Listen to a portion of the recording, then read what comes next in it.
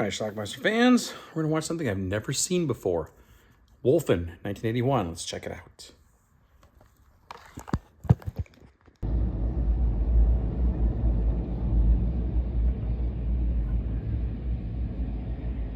The film starts out in New York City.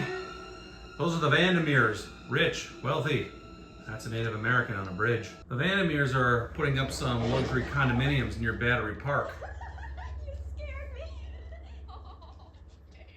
Now, through this funky vision, it appears on this evening the Vandermeers are being stalked. And it's their chauffeur who gets it first.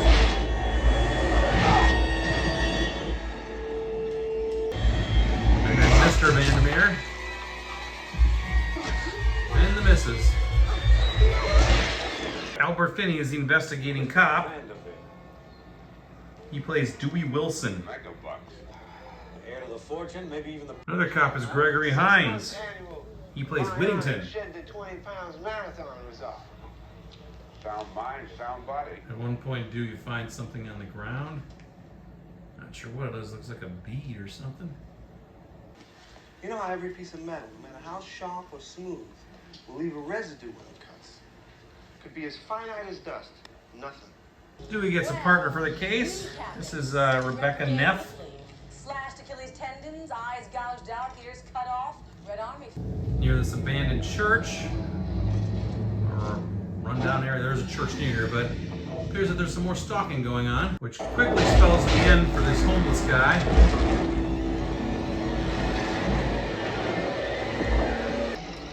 He gets discovered by some city workers. And those two came from the same source.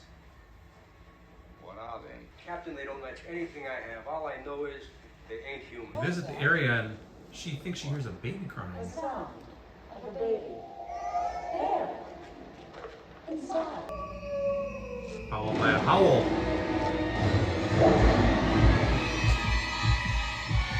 Dewey's able to grab Rebecca and get her out of there. But look closely. Hippie eye. Later on, a guy on a bridge. Dead guy off a bridge. The wolf has? Oh, you bet. I can't quite place the subspecies. They're worth 40 odd, but it's definitely lupine. Any why? Sure. I can swim like a fish and I fuck like a bunny. I can shift with the best of them. He says he's a shapeshifter. Cuts. Tears. What, like teeth? Very sharp teeth. Something out there might be eating people. So that Native American guy says that he and some other Native Americans are like shapeshifters and they can turn themselves into animals.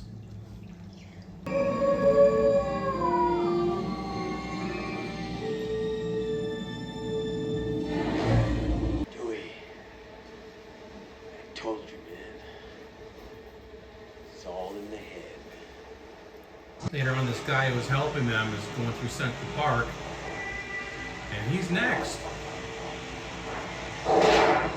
You were willing to stay here and go right on playing with hares and dead derelicts. There's a connection. To Vandermeer? That's a big jump from the South Bronx. So Dewey and Whittington decide to stake out this area where that church was and a lot of other broken down buildings. These are where the Vandermeer high-rises were. Then this happens.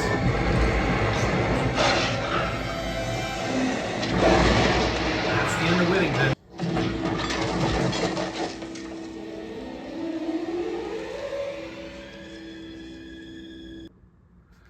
Dewey goes to a bar. It's not wolves, it's wolfen. For 20,000 years, Wilson. 10 times your fucking Christian era. It's basically explained to them that they're like wolf spirits from Native Americans who want to protect their land. You are the savage. They kill the sick. They abandon those who will not be missed. They kill to survive. They go to the Vandermeer's apartment and they see a video about their high-rises. Apparently, the wolves don't want high-rises. Your wolf. What's this? It's your wolf hair. We found it when the Gotterdammerung group was captured. Their terrorist motto, The end of the world by wolves. So is it a terrorist group or wolves? Wolfen. I think it's the latter. So the guy tries to escape.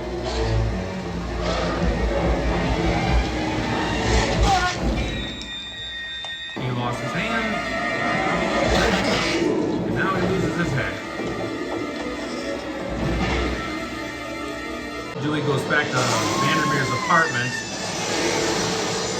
And the wolves come in too. He destroys the model of the apartment complexes, basically to tell them, look, it's not going to happen. And they seem to understand and disappear, just as the other cops arrive. Our movie ends with a freeze frame of the Native Americans standing on what I believe is the Manhattan Bridge, looking at New York City. All right, let's talk about this movie Wolfen from 1981. You know, I'd never seen this movie before. I knew it used to show up on cable quite a bit back in those early cable days for me. And 1981 was a banner year for horror, or werewolf movies, I should say. The Howling and American Werewolf in London came out. I was actually a little kid when those came out. And I was lucky enough to see them in the theater, even as a little kid. Seeing R-rated movies was fun. And I always loved those werewolf movies. But I never actually saw Wolfen. I saw some ads for it, trailers. I may have seen little clips of it here and there when I was switching channels, but I never actually watched it. And, you know, I just figured, you know what? I want to watch it. So there you go. I picked up the Blu-ray a couple of weeks ago for maybe about $11 or so off of eBay, and here we go. Stars Albert Finney and Gregory Hines. Albert Finney is a cop in New York City, so is Gregory Hines. And there's a series of attacks where people are being killed, and it appears that it's being done by some sort of animal. Albert Finney and Gregory Hines are Dewey and Whittington. They're the cops investigating it. Well, we see, again, we believe they're animals at some point because they do some tests and they find a hair and they think it's lupine. It looks like some of the people are being partially devoured. Their limbs are being removed, that sort of thing. And he meets this guy, this Native American guy who he arrested years earlier, who tells him that they're shapeshifters and they could turn into animals. And he claims to be one of those. And as the movie goes on, more and more people get attacked there. The Vandermeers, who was this rich couple, the first couple we see killed in the movie, actually, they were going to put up, they're like a super wealthy types. They were going to put up like these new high-rise condos near Battery Park in New York City there. And they got killed. And it turns out what's happening is Albert Finney goes to a bar later on where the Native Americans are, and the guy explains to him it's not an animal, it's not a wolf, it's Wolfen. Wolfen is some sort of like Indian spirit, a wolf spirit or something like that. And they're kind of invisible, kind of there, kind of not. They apparently feed on the indigent, like people who are suffering near death, elderly, homeless, that sort of thing. They pick on the dregs of society, and somehow they did not want anybody building high-rise apartments near where their feeding ground is. I guess that's the plot here. They're invading, they saw this as technology invading their lands, although there seemed to be plenty of other technology around, other buildings around there too, but whatever. That's apparently what's happening in this movie. Albert Finney's not sure he believes that, especially later on when some terrorist organization who believe in wolves or something like that, they call themselves Terror Through Wolves or something like that, claim that they're responsible for some of the murders around there, but turns out it actually are wolves. So he goes back and he's with his partner there. Gregory Hines gets killed, but he has his other partner named Rebecca, and the wolves attack. And they end up in Vandermeer's apartment where he has, obviously he's dead at this point, but he has like this model of what the high-rise buildings were going to be. In front of the wolves, he destroys the model. He's basically trying to say to the wolves, look, this isn't going to happen anymore. Your ground is safe. And just as the more cops burst in, the wolves just kind of disappear.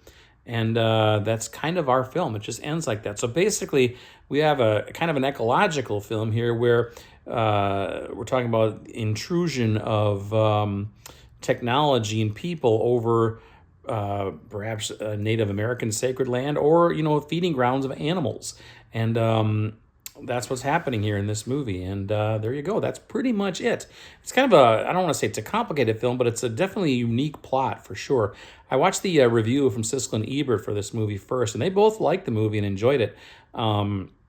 It's just different. You know, I was expecting a werewolf movie, to be honest with you, and it wasn't that. I was like, 1981's a good year for those. I'll watch this one. I love werewolf movies, and from this era, why not? But it wasn't that at all. It was something a little bit different, but it was definitely unique. So I'm not sure what to make of it, but I can't say I didn't like it. It was enjoyable. There's a little bit of nudity, mostly male nudity, actually. Plenty of violence in this movie. There's a beheading, couple beheadings, lots of sliced throats and that sort of thing. Some decent gore in this movie. It's a decent film. It's a decent film, and I think I want to watch it again just to absorb it again, because it's definitely a fresh, unique take. I've never seen anything quite like this before. It's not what I was expecting. So there you go. Now, this is Blu-ray. It was put out by the Warner Archive Collection. You can see right there. Again, I think I paid $10-11 for it or something like that. You can find it relatively cheap. But you should definitely check it out. So leave some comments. Let me know what you think about Wolfen, and I'll leave a link to Amazon for the Blu-ray if you want to buy it. And you should. Check it out. Bye.